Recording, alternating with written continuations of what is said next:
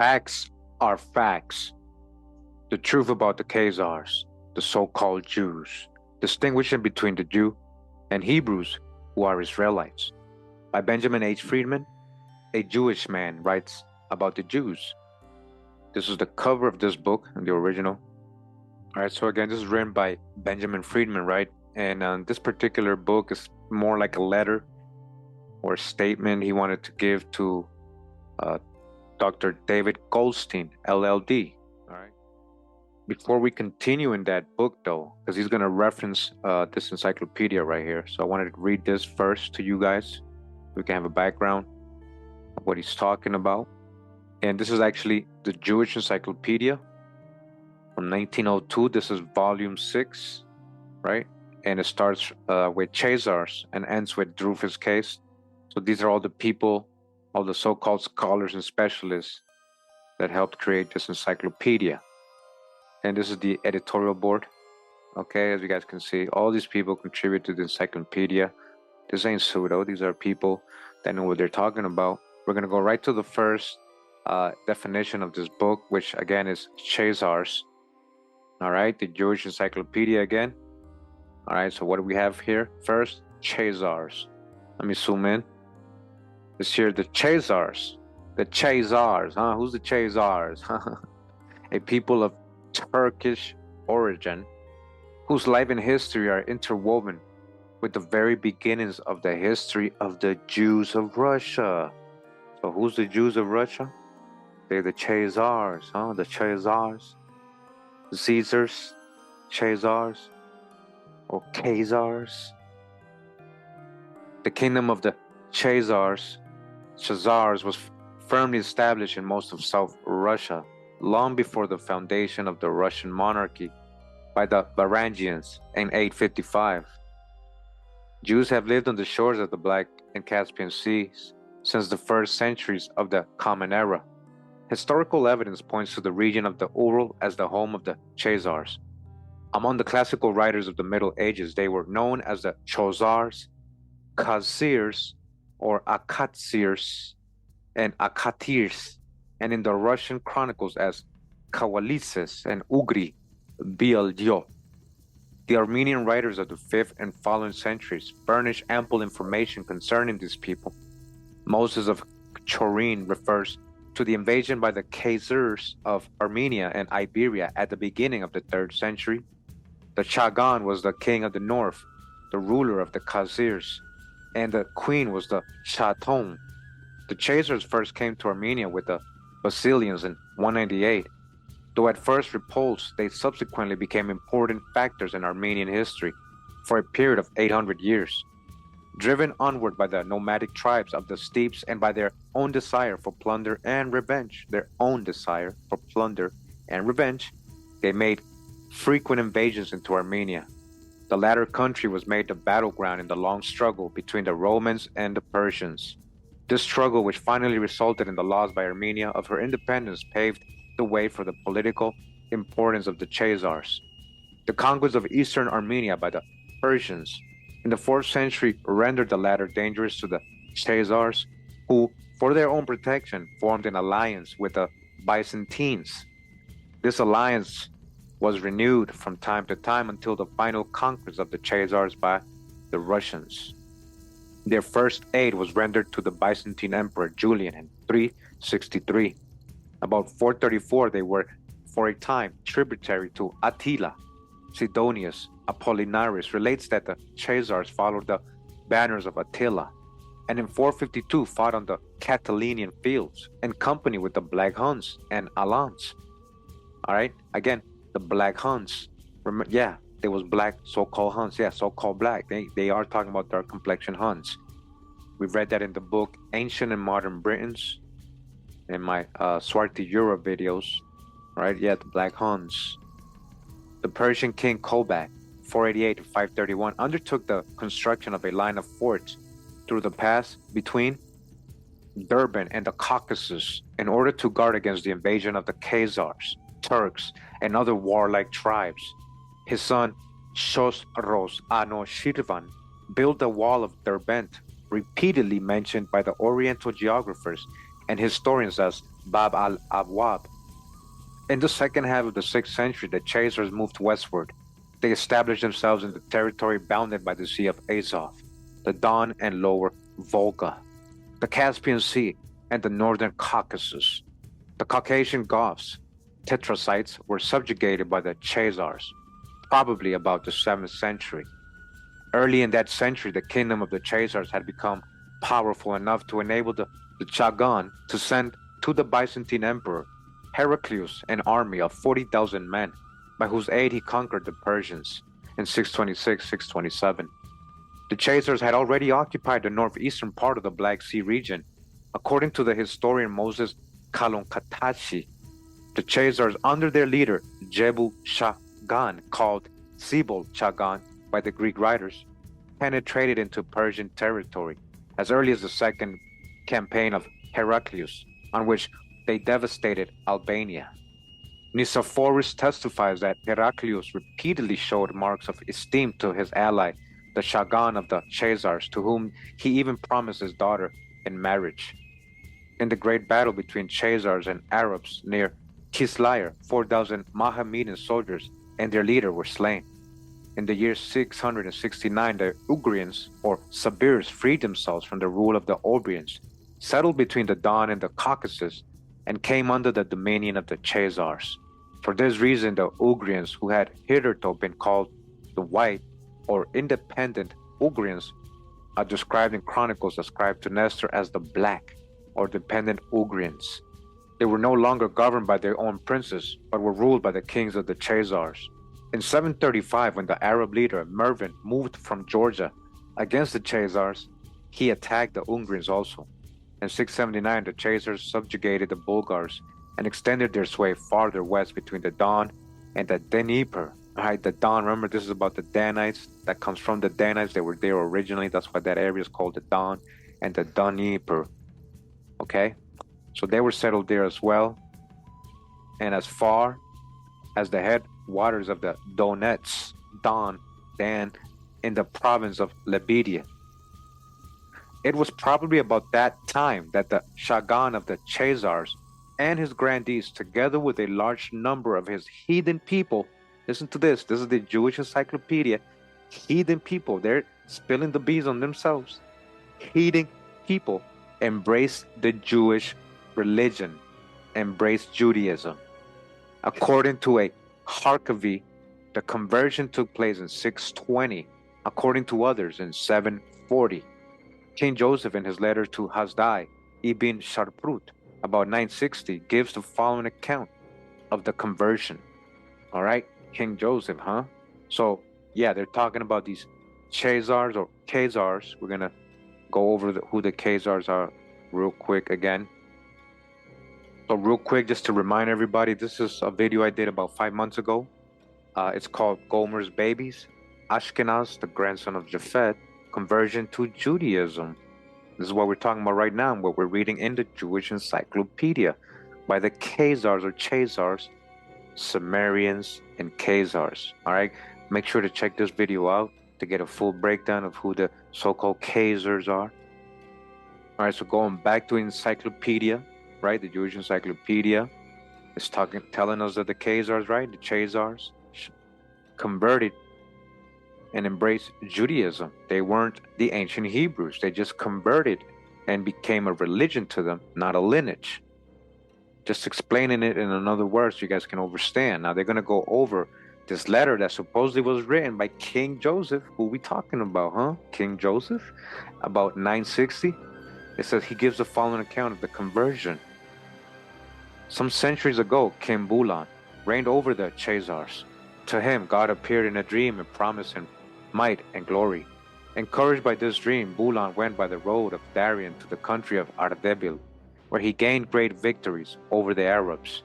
The Byzantine emperor and the caliph of the Ishmaelites, Ishmaelites sent to him envoys with presents and sages to convert him to their respective religions. All right, you guys hear what's going on? So at this time, Bulan was kind of like trying to end supposedly all the idolatry and stuff that was going on in his country. We're going to read.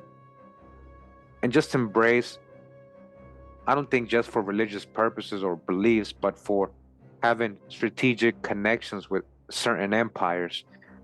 He wanted to either convert his people and himself to Islam and be Muslims, or, Catholics, Christians, or Judaism. So, as we just read, we had the Ishmaelites, right? The sons of Ishmael, sent him gifts and stuff to try to make him go into their faith so they can be allied with him, so his people can embrace the Muslim faith. Bulan invited also wise men of Israel and proceeded to examine them all.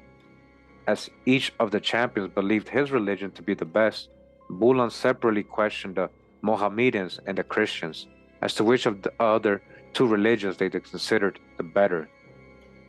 When both gave preference to that of the Jews, that king perceived that it must be the true religion.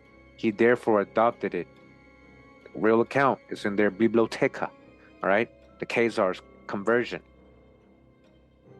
Before we continue, I want to show you guys this map, because that other author from that other book is going to mention it. I want to show you guys what it says here. You guys look at the little box here describing what this means. You guys see right here, who are the so-called Jews? Is the Khazars in parentheses, right? These are the so-called Jews. They're the Khazars or Khazars. We just heard that Khazars were actually converts mostly. So it wasn't through lineage, but through religion that they became so-called Jews. This is in the Jewish encyclopedia we're reading, Fair Use.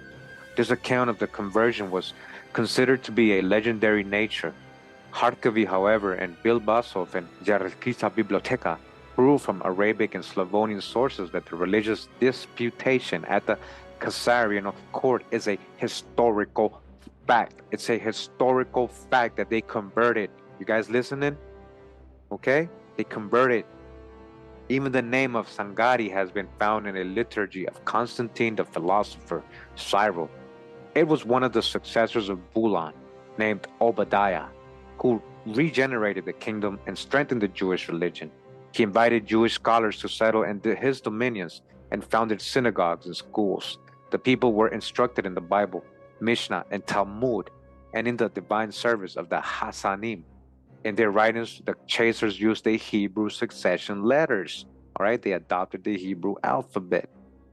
Obadiah was succeeded by his son Hezekiah, the latter by his son Manasseh, Manasseh by Hanukkah, a brother of Obadiah, Hanukkah by his son Isaac, Isaac by his son Moses, or Manasseh II, the latter by his son Nisi, and Nisi by his son Aaron II. King Joseph himself was a son of Aaron, and ascended the throne in accordance with the law of the Khazars relating to succession. On the whole, King Joseph's account agrees generally with the evidence given by the Arabic writers of the 10th century, but in detail it contains a few discrepancies. According to Ibn Fadlan, Ibn Dasta, and others, only the king and the grandees were followers of Judaism. The rest of the Khazars were Christians, Mohammedans, and heathens, and the Jews were in a great minority. All right? Listen to what they're telling you. It was actually the leaders who were the real followers of Judaism, right? According to Mas'udi, the king and the Khazars proper were Jews, but the army consisted of Mohammedans, while the other inhabitants, especially the Slavonians and Russians, were heathens, from the word Kitab al-Buldan, written about the 9th century, cited by Strowell's son in Izvještavanja or Sarak, etc. It appears as if all the Khazars were Jews, and that they had been converted to Judaism only in a short time before the book was written. They had been converted. But this work was probably inspired by Jaihani, and it may be assumed that in the 9th century many Khazars, heathens, became Jews, owing to the religious seal of King Obadiah, because he forced everybody to convert. All right, so again, just want to read a little because this is actually a long description of them in this encyclopedia. You guys can go ahead and check it out on your own and read the history, and also check out my other video that showed you guys pretty good information on the Khazars, And again, they're the so-called Jews. As you guys see, this is a Jewish encyclopedia letting you know who the so-called Jews are, Khazars. Let's go back to the book we were reading before. All right, Facts Are Facts, The Truth About the Khazars by Benjamin Friedman. I'm going to belly flop to this part of the book, or his letter, where he introduces Rabbi Louis Finkelstein and what he was saying about what the so-called Jewish religion or Judaism is today and where it actually came from or was adopted from. It says here, the eminent Rabbi Louis Finkelstein, the head of the Jewish Theological Seminary of America, often referred to as the Vatican of Judaism, in his foreword to his first edition of his world-famous classic, The Pharisees, the sociological background of their faith, on page 21 states, Judaism, Phariseeism, became Talmudism, okay? That became what? Talmudism. Talmudism became medieval rabbinism. And medieval rabbinism became modern rabbinism. All right? You guys see? It's basically Talmudism. It's mostly Talmud following what so-called Jews are practicing today. But throughout these changes in name, the spirit of the ancient Pharisees survives unaltered. From Palestine to Babylon, from Babylon to North Africa, Italy, Spain, France, and Germany, from these to Poland, Russia, and Eastern Europe, generally, ancient Torahism has wandered, demonstrate the enduring importance which attaches to Phariseeism as a religious movement. Now, this same rabbi, he has another quote of his, right? Rabbi Louis Finkelstein, in collaboration with celebrated Rabbi H.G. Enlow, published in 1903 by the Louisville section of the Council of Jewish Women, in which Rabbi Adolf Moses on page 1 states, among the innumerable misfortunes which have befallen, the most fatal in its consequences is the name Judaism. Worse still, the Jews themselves, who have gradually come to call their religion Judaism, yet neither in biblical nor post-biblical, neither in Talmudic nor in much later time, is the term Judaism ever heard. All right, these are real people, right? Rabbis that know their history. That you know that not even that word existed or was ever heard. The Bible speaks of the religion as Torah Yahweh, or the law of Hawa, right? Torah Hawa, the instruction or the moral law revealed by Hawa. In other places as Jidaf Hawa, the fear and reverence of Hawa. These and other appellations continued for many ages to stand for the religion, to distinguish it from Christianity and Islam. The Jewish philosophers sometimes designated it as the faith or belief of the Jews. It was Flavius Josephus, Piso, aka Piso, writing for the instruction of Greeks and Romans, aka Paul the Apostle, right, who coined the term Judaism. Oh, how convenient that, right, the Pisos had something to do with that term, right, and it didn't exist before. You guys see the connections here, right? In order to pit it against Hellenism, create both sides, right, control each side. Let's make them fight against each other. Judaism versus Hellenism. By Hellenism was understood the civilization comprising language, poetry, religion, art, science, manners, customs, institutions, which had spread from Greece, right? Its original home.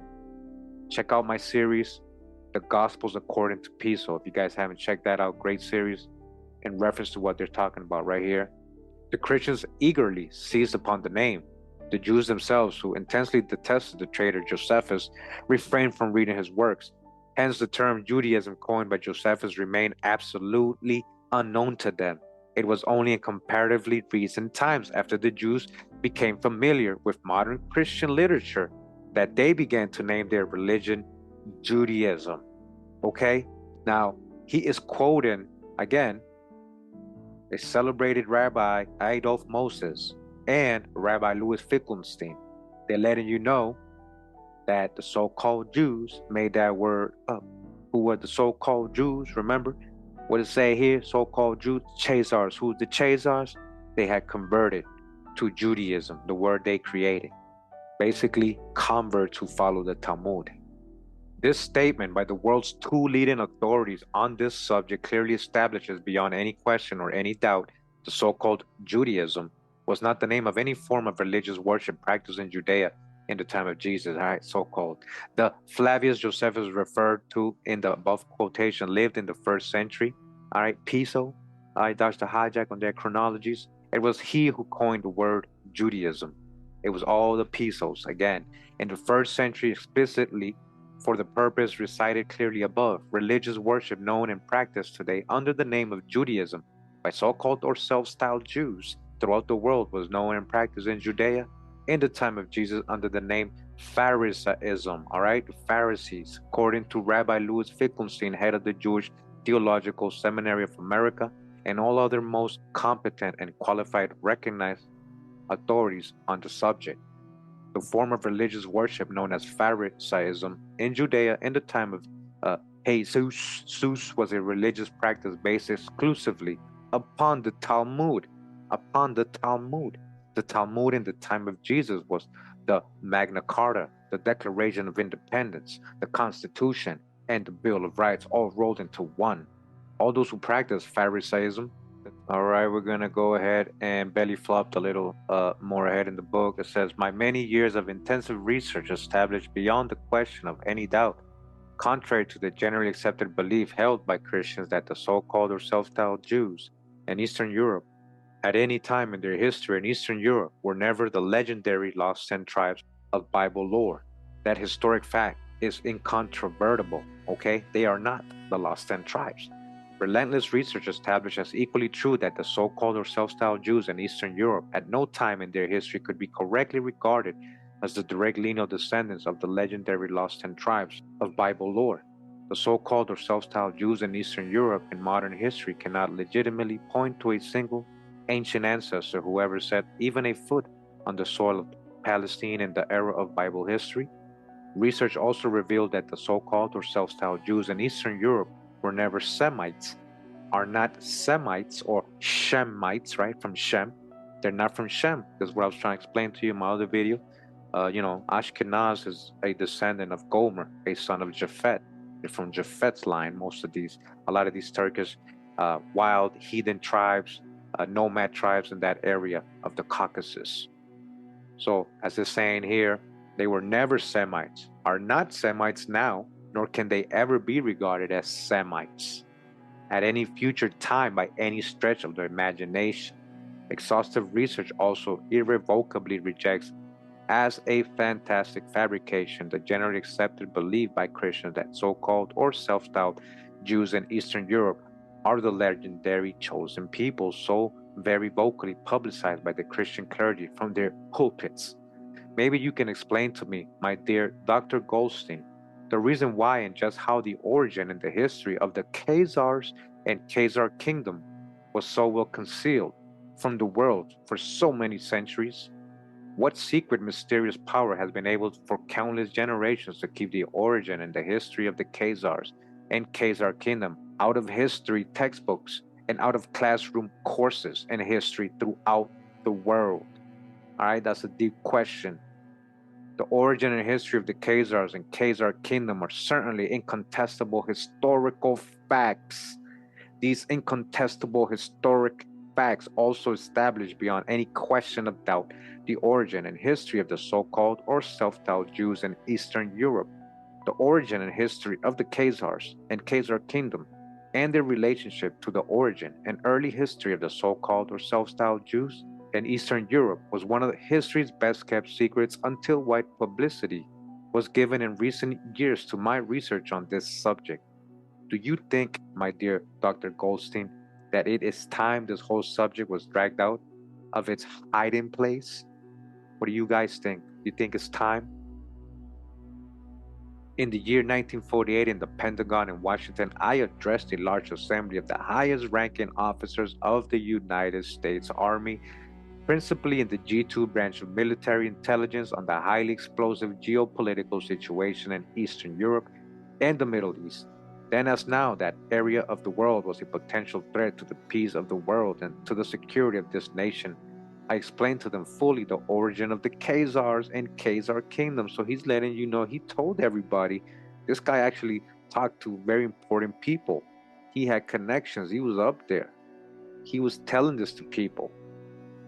I felt then, as I feel now, that without a clear and comprehensive knowledge of that subject, it is not possible to understand or to evaluate properly what has been taking place in the world since 1917. the year the Bolshevik Revolution Russia. It is the key to that problem. He continues saying, prior to the 10th century, the Khazare kingdom had already been reduced by Russian conquest to an area of about 800,000 square miles. As you can see on the map from the Jewish Encyclopedia, right? That's the map I showed you guys. This one right here, okay? I want you guys to know that this section right here, I know it's hard to see, but this section right here is where he's talking about Khazare or their empire right here. The territory of the Khazare kingdom in the 10th century was still by far the largest of any nation in Europe. The population of the Khazare kingdom was made up for the most part of Khazars, with the addition of the remnants of the population of the 25 peaceful agricultural nations which had inhabited this approximately 1 million square miles before the conquest by the invading Khazars. All right, invading Khazars. Who was there before the Khazars, huh?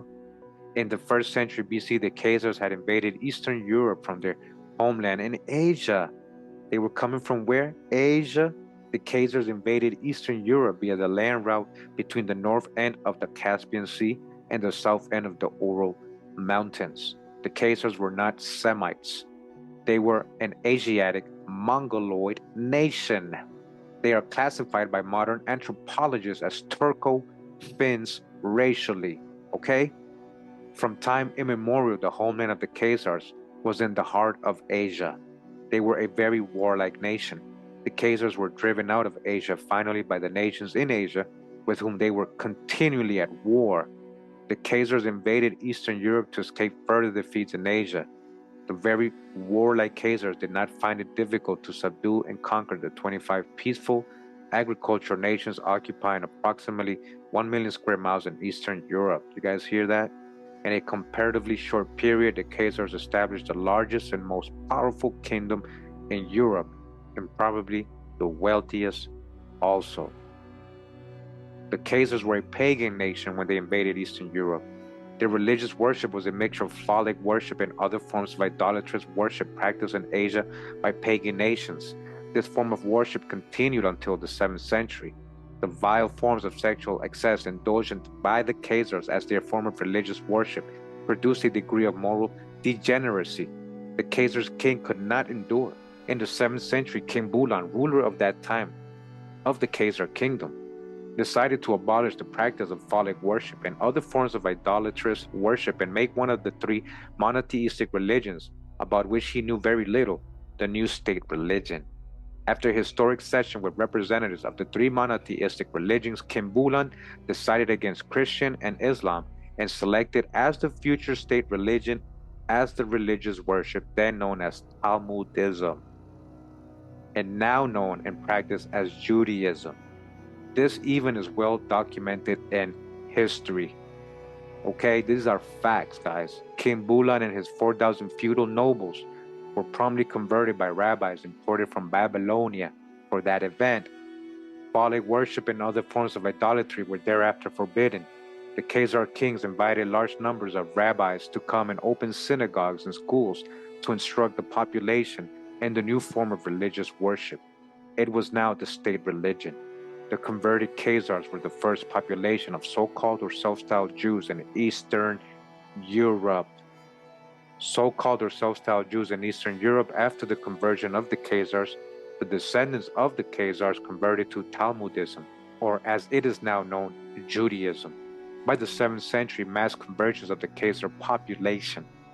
After the conversion of King Bulan, none but a so-called or self-styled Jew could occupy the Khazar throne.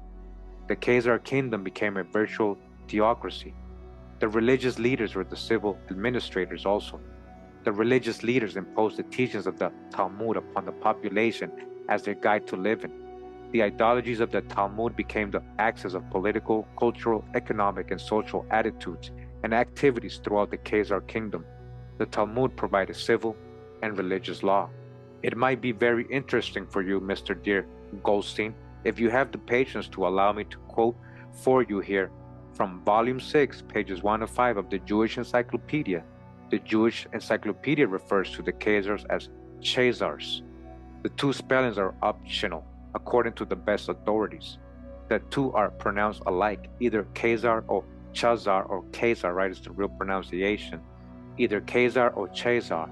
is pronounced like the first syllable of custom, with the words Khazare added onto it. It is correctly pronounced Khazare. The Jewish encyclopedia has 5 pages on the Khazares, but I will skip through them. All right, so he's showing you the map again that we saw. And again, that was the section I was trying to highlight. Again, he underlined where it says Jews is the Khazars, okay? Those your so-called Jews. And so he's quoting again the encyclopedia, what we read earlier. It says Khazars, a people of Turkish origin whose life and history are interwoven with the very beginning of the history of the Jews of Russia, driven on by nomadic tribes of the steppes and by their own desire for plunder and revenge. All right, who's the Khazars? We already read all this, okay? Continuing, it says, when the Khazars in the 1st century BC invaded Eastern Europe, their mother tongue was an Asiatic language, referred to in the Jewish encyclopedia as the Khazar languages. They were primitive Asiatic dialects without any alphabet or any written form. When King Bulan was converted in the 7th century, he decreed that the Hebrew characters he saw in the Talmud and other Hebrew documents was thereupon to become the alphabet for the Khazar language. The Hebrew characters were adopted to the phonetics of the spoken Khazar language.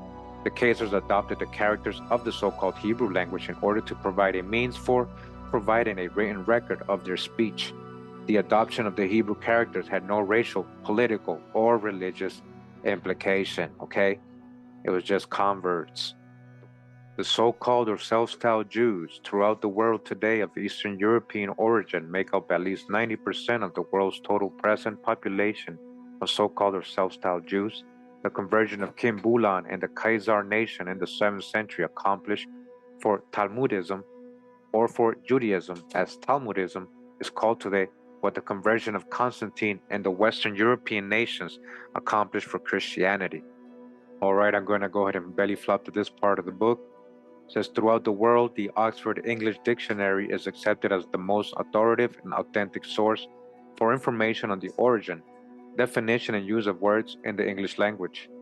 Authorities in all fields everywhere accept the Oxford English Dictionary, brings out clearly the Judaist and Judaic are the correct forms for the proper and incorrect misused and misleading Jews and Jewish. You will agree completely with the Oxford English Dictionary if you consider the matter carefully. Judaist and Judaic are correct. Jews and Jewish are incorrect. Jew and Jewish do not belong in the English language if the use of the correct words is of interest to the English-speaking peoples. The so-called or self-styled Jews cannot truthfully describe themselves as Jews because they are not in any sense Judeans. All right, that's a deep one, and that's the truth. It was actually Jude, J-U-D-E, right? German Jude. That was people from the tribe of Judah, or from Judea, the city of Judea, Judeans, or the tribe of Judah, Judeans. They can correctly identify themselves by their religious belief if they so wish by identifying themselves as Judaist. A Judaist is a person who professes so-called Judaism as his religious belief, according to the Oxford English Dictionary. The origin of Jew has not its roots in Judaism as explained. The adjective form of Judaist is Judaic. Jewish as an adjective is just as incorrect as Jew is as a noun. Jewish has no reason to exist, okay? That's from the Oxford Dictionary.